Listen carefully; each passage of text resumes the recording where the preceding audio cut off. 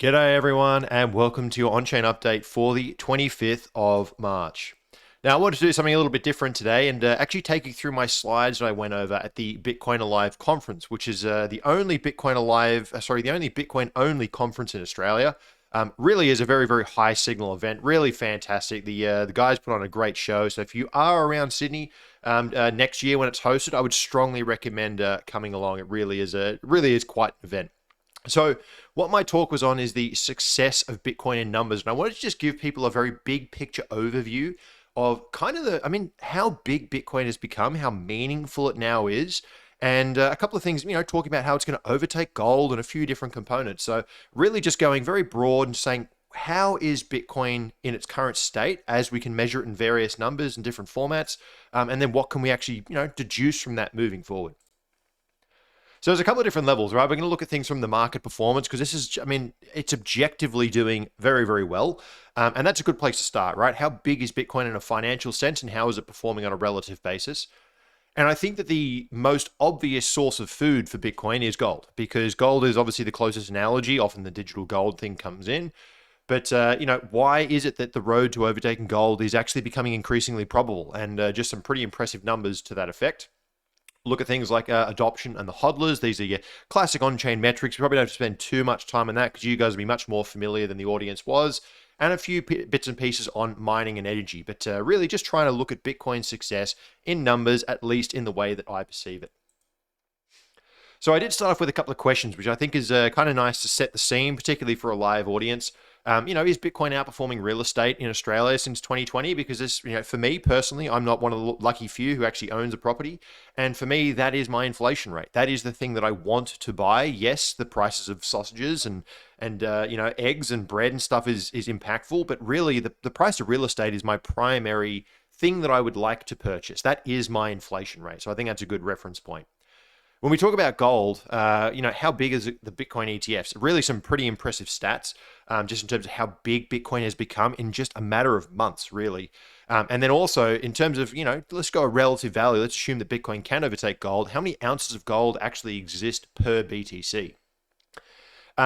A little bit about the debt situation. I think that when we get to it, I'll talk about it in a bit more detail. It's one of my favorite slides in this deck.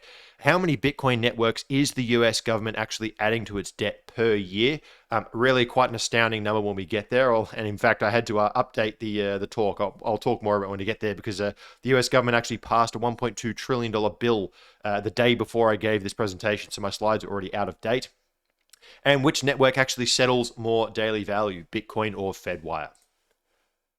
So the first thing is that Bitcoin is now the 9th biggest asset in the world, right? 1.3 trillion. And actually, as of today, right, we're at 66,400 according to my block clock. I believe we will have actually overtaken poor little shitcoin silver here by this point in time.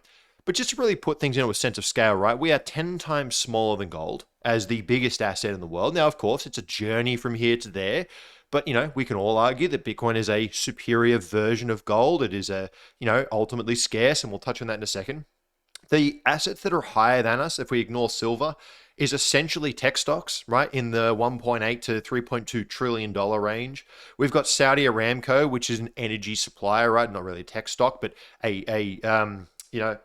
probably a pretty fundamental company within the global oil complex, and oil being, one of the primary sources of energy that has, created human flourishing. So understandably so, a pretty large asset. But we are now bigger than banks, right? Berkshire Hathaway, which is, banks and Berkshire, Visa, JP Morgan, most of the biggest companies in the world. So, in just a handful of years, 15 years, Bitcoin is now the 9th or actually probably 8th biggest asset in the world. If we look at it in terms of the overall performance, right, this is taken from casebitcoin.com, which is actually a really, really great website, just for like a snapshot of how Bitcoin is doing across many, many metrics. If we look at things on just a sheer return on investment basis, right, let's take a 4-year, because that's kind of a reasonable investment time frame within a world of Bitcoin, 1,200% at the time that I took this screen grab, but pretty much green on every single time frame. Right, only in very, very particular events like 3-year, we're still green, maybe not so much as gold and S&P, but you give it an extra year or you take a year off, it all depends on where you measure it from. If we look at it from the compound annual growth rate, or CAGR, we're over at 90% on a 4-year time frame. Now, again, that's basically 90% compounding every single year. Now, obviously, this moves depending on where that 4-year marker is. But as you can see, we're talking about, in the early days, let's ignore these numbers, 100, 200, probably not relevant. But you can see 93, 60, 86, 89, 82, 42, 76. If you took an average of all this, it's going to be, let's give it real conservative numbers, probably like 80%. 80% a year, right? Gold is averaging about 9% a year. And the S&P 500, if you get 12%, 13%, a couple of years where you get 30 and 20, Bitcoin is really, we're talking about like 3x times the performance of the S&P, and something on the order of about 10 times that of gold. So not trivial by any means. Now, of course, when you talk about the return profile of Bitcoin, the TradFi analysts are going to throw back and say, but it has big drawdowns. Okay, well, let's put it into your world, Mr. TradFi.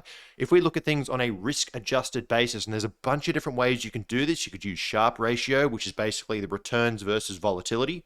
This one here is the Sortino ratio, which is only looking at downside volatility because we actually want upside volatility. That's good. You can also look at it, there's another one called the Kalmar ratio, which is where you look at it based on the drawdown. What is your return profile relative to your biggest drawdown?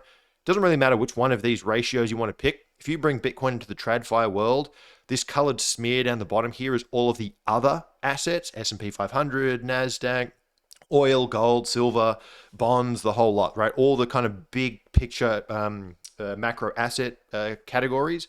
On the Sortino ratio, it's telling us that the upside volatility is 230% larger than your downside volatility, aka you are getting paid and rewarded for carrying that volatility. The risk that you are taking is being rewarded by performance. That is essentially what this risk-adjusted return profile is telling you. You can see throughout the entirety of Bitcoin's history, short of the deepest, darkest phase of 2022, we were essentially still on the top end, but above pretty much everything else. So even on a risk-adjusted basis, Bitcoin is doing pretty fine. Now, speaking about Aussie real estate. So Aussie real estate, as I mentioned before, that's my inflation rate personally. It is up 36% in 4 years. Now, I would hazard to guess that the vast majority of Australians did not get a 36% pay rise over that 4-year period. And if you did, you are breaking even with the inflation rate of housing. You need to get more than 36% if you want to actually be getting ahead, and your deposit and your saving capacity is getting stronger. Well, if you measure it in Bitcoin terms, right? Aussie housing here in orange, we've actually got 100 shares of the S&P, of the ASX 200, which is about a similar value to an average Australian house in the red. And because this only comes up to December 2023, because the ABS releases quarterly housing data, the ASX is kind of telling us where things are going. But as of the start of this year, or the end of last year, whilst it's up 36% in AUD, it's down 75% in BTC terms. You can actually buy 4 times more house with the Bitcoin from December 2023. From 2020 to where we were in December 2023. So, Bitcoin for me personally is assisting me in getting along that journey of outpacing inflation. Your wages don't necessarily have to go up at 36% over 4 years, because if the asset that you're holding is appreciating at 75% faster than what the housing is, you can literally buy 4 times more housing, right? Because houses are worth 25 cents relative to your $1 in Bitcoin relative to 2020. And this is not just housing, right? We're pretty much all-time lows against dollars, gold, the S&P 500, the NASDAQ, the TLT long bond, crude oil. Basically every asset in the world is an all-time low versus Bitcoin. So that is your purchasing power increasing over time. And this is obviously a long-term and pretty macro trend. Now, of course, if I gave this presentation 12 months ago, it wouldn't quite be the same story. But of course, we know that over these periods of time, there's a reason why we hold Bitcoin. There's these fundamental properties that result in it tulip bubbling and then going again and then going again until sometimes you have to say, well, maybe it's not a bubble. Maybe this is actually a repricing event, and it just takes time, right? It's a monetization process. So the road to overtaking gold, and the reason why I pick on gold is it's the most easy kind of analog for people to pick up. Naturally, people use digital gold as the analog.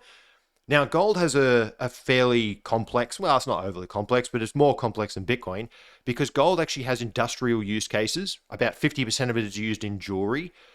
So really, if we actually look at gold that goes into like investment grade sound money, this is ETFs, gold bullion, gold coins, and central bank balance sheets. If you take all of those components, there's about let's say $5.8 trillion worth of investment grade gold.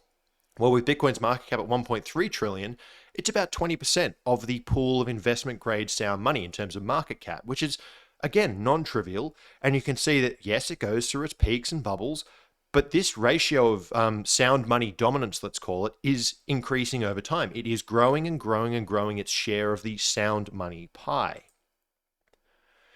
This is an amazing stat. Did you know that what we're looking at here is a bar chart where this is GLD, this is XAU, whatever, all the different gold ETFs, GBTC, IBIT, FBTC, all stacked on top of each other.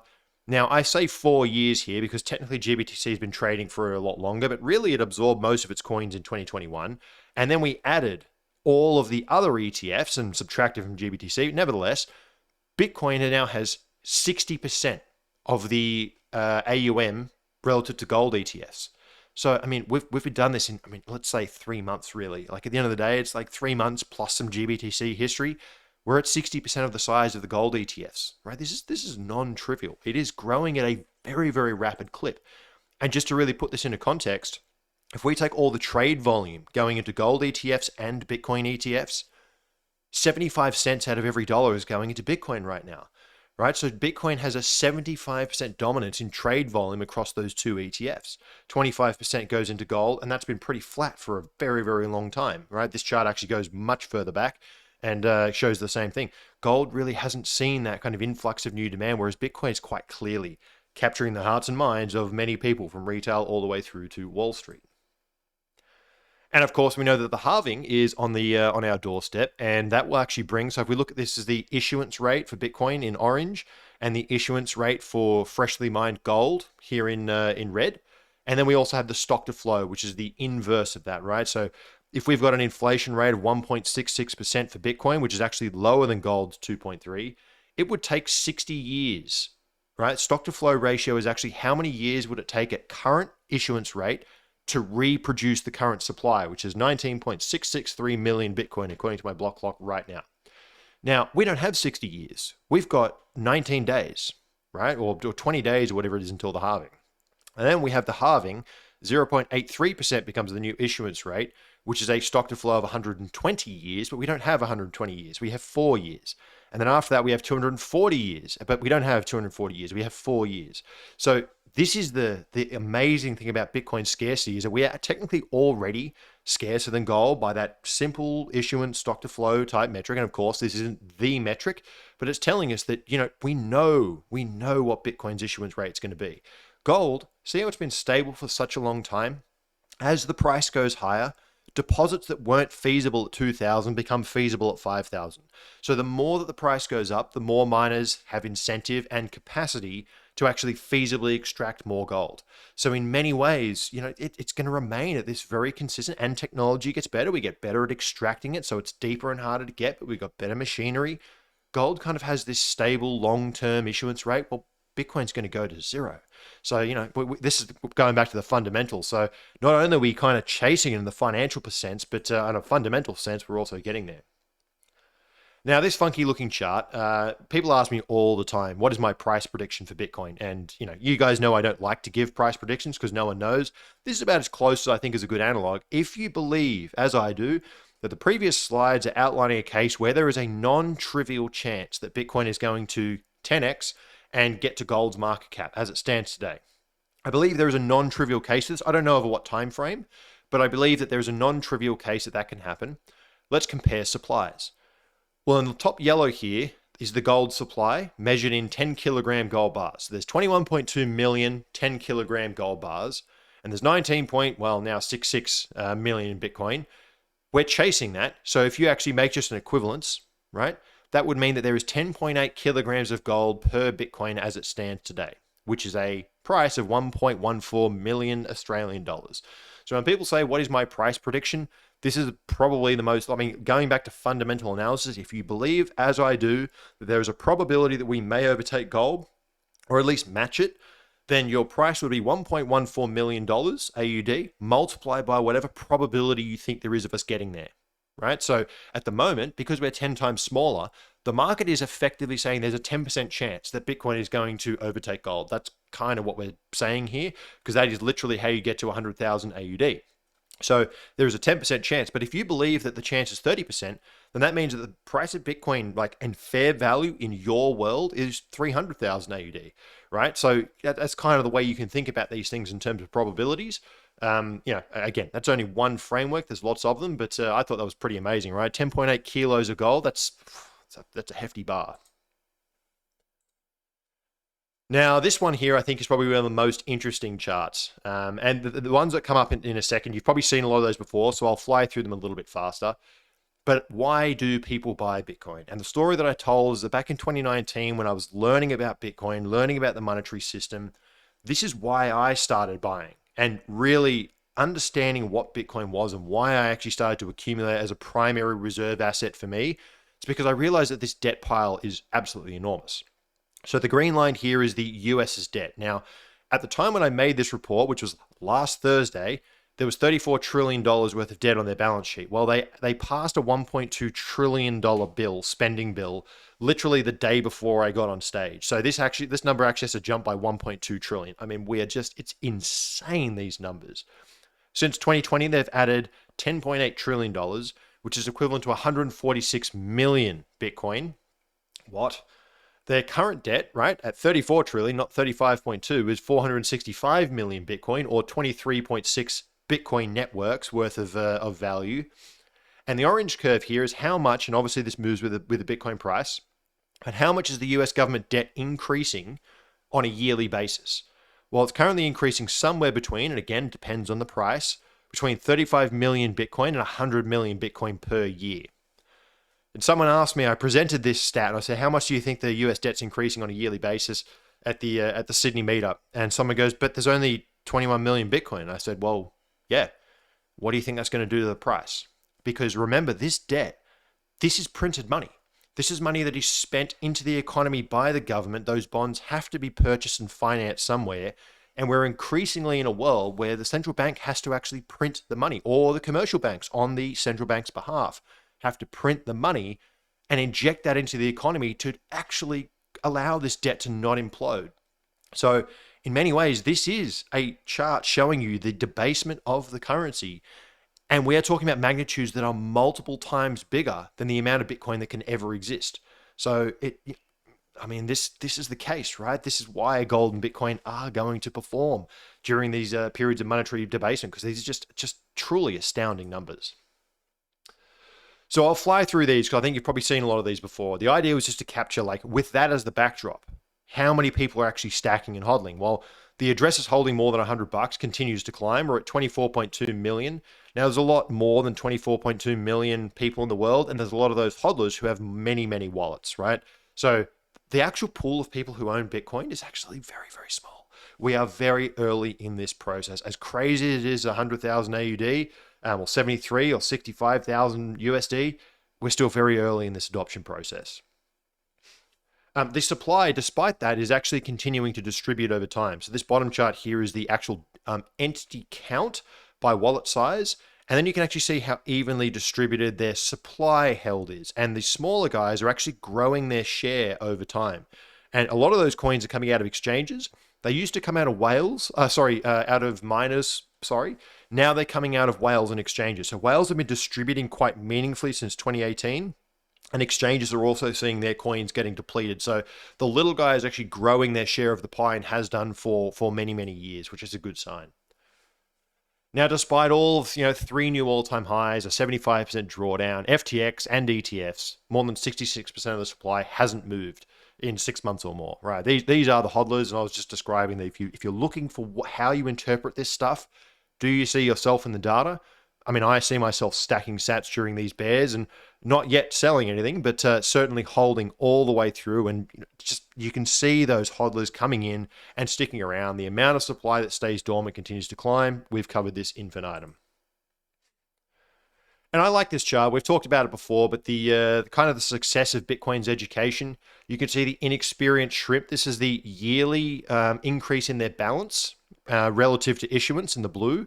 And you can see that shrimp really bought quite a bit into the 2017 peak and never really revisited that much until we got to $20,000 in the bear in 2022.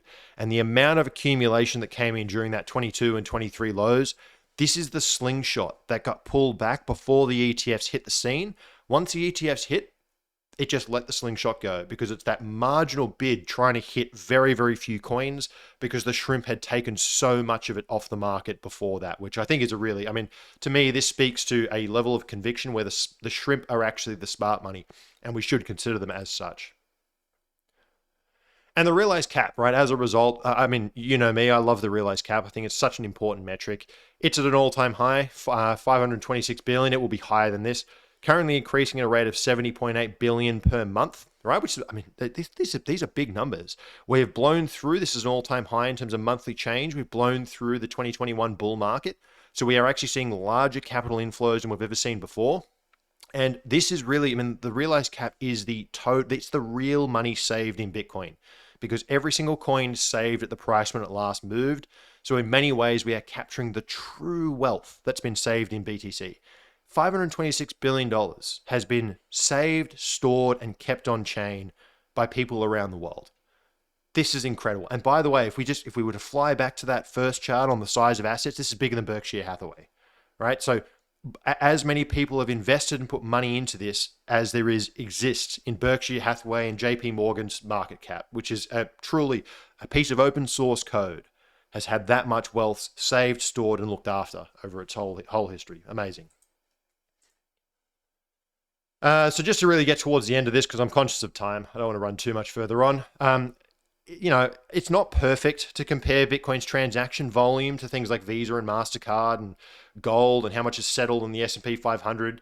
It's better to actually compare it to FedWire, right? But remember, if we're going to overtake gold, apply a 10x factor as a possible scenario to these numbers. Now, we also know that there's some transaction volume that's just Binance consolidating stuff, right? So in the light orange, we can see that's just raw, unfiltered transaction volume. So for that one there, you could kind of argue it competes with FedWire, but you're probably better to compare the actual adjusted volumes. Nevertheless, total unfiltered volume is $280 billion a day, which is more than the S&P 500. So Bitcoin settles a lot of volume. Right? Now, a lot of that is just consolidations and all that kind of stuff. Nevertheless, that's still throughput. That is still being confirmed on chain. It's about a 10x reduction or an order of magnitude lower when you adjust it, about $22 billion a day, which is on par with MasterCard and Visa. Well, let's apply a 10x in case we get to the scale of gold. Total volume will actually be in the realm of FedWire of trillions, $2.8 trillion a day, right? And it may actually get bigger. And this is one of those amazing things where the bigger that Bitcoin gets, the more capacity it actually has, the more value it can settle, the more nation states could save a meaningful portion of their treasury. Bitcoin is one of these Veblen goods where the bigger it gets, the more wealth and the more useful and the more utility it actually has to these larger and larger and larger entities. So these are not far-fetched numbers, to be perfectly honest. And getting towards the end, when we look at things in terms of like, what is the return on investment for Bitcoin as a network? How much has it had invested in its infrastructure to create this system that we've just gone through, all of those wonderful traits? Well, in many ways, you can think about the Thermocap. If we sum up all the rewards ever paid to miners in USD terms, that's essentially how much Bitcoin has paid for its infrastructure build out. It's paid $61 billion for its industrial base. All the mining, all the capex, everything is $61 billion because otherwise miners would be broke. Now, some miners are broke, but some aren't. So in aggregate, $61 billion has been paid to miners, and you can argue, plus whatever forward revenues, but let's not complicate things. Well, each bear cycle, we traded a 1x, 3x, 5x, 7x, a higher and higher monetary multiple or a monetary premium.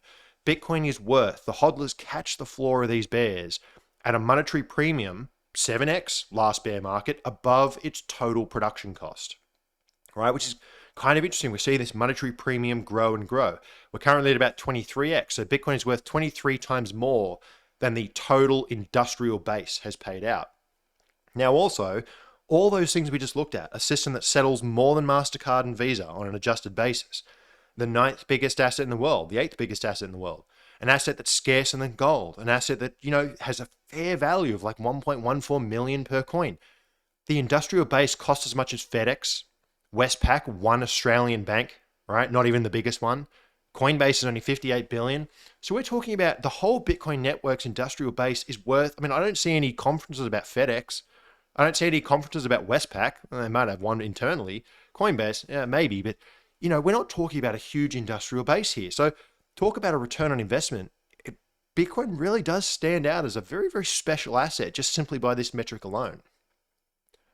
And the last one I want to touch on is the hash rate's currently at 600 exahash per second. It's actually 606, according to my block clock at the moment. 8 billion people solving 75 billion hashes per second, every second, all day, every day, nonstop. I mean, these are just unfathomable galaxy brain level numbers, just huge, huge numbers. And actually, there's so much hash rate getting put into load balancing and grid demand and all this stuff in Texas at the moment that hash rate actually slows down and goes through different phases when Texas has a weird weather event. When too many people need air conditioning, Texas actually, there's a slowdown in overall hash rate, which is kind of impressive. But this is the energy infrastructure getting built out. Bitcoin is getting integrated into our systems and actually improving things in an external sense, not just for Bitcoiners. It's actually improving the external world as well, which is quite remarkable. So to summarize everything, is Bitcoin outperforming Australian real estate since 2020? Yeah, by a factor of 4, right? Pretty remarkable stuff. How large are the ETFs relative to gold? 60%, right? That's non-trivial. We are coming for its lunch. How many ounces of gold exist? 347 ounces per Bitcoin, which is equivalent to 1.14 million Australian dollars. Wild stuff. How many Bitcoin networks? So the entire circulating supply is the US government adding to its debt per year, somewhere between 2 and 5 every year, right? And years keep coming. And this is accelerating. Which network settles more daily value, Bitcoin or Fedwire? Well, Fedwire does 4.48 trillion, so it gets a point on the board there, but Bitcoin's settling 6.2% of that on a unadjusted basis, which, to be fair, is probably not too bad in terms of comparing to Fedwire. So anyway, that was the presentation I did at Bitcoin Live. Hopefully it's useful. I mean, it's one of those things where sometimes it's nice to take a step back and just look at the big picture. How far have we come? In 15 years, with a piece of open source software released anonymously, adopted by us by our own volition, because we just go, you know what, this makes a lot of sense. This is a fair system. And for the world, the network, the people around it to have come to this far and valued this asset in such an organic and real way, whilst also having positive externalities on the world and energy infrastructure and all the rest of it. I mean, I think one of my favorite sayings, I think it was like either Troy Cross or Craig Warmke, or one of these guys, these philosophers, and I'll leave you with this thought. They said, what happens if you were pulled out of your body and dropped randomly into any of the 8 billion people on planet Earth? Would you rather that Bitcoin existed or not? And given that many of you listening to this will probably be in the more fortunate parts of the world, I think it's very, very hard to argue that if you randomly picked any of the other people in the world, there's a good chance that you would rather have a non-sovereign, scarce store of value that you can access digitally over the internet and move anywhere in the world between yourself and your family without the risk of theft. All of these things, of course, it's much better that it exists. So anyway, hopefully that's useful. Let me know if you have any thoughts or comments, and I'll catch you later in the week. Cheers.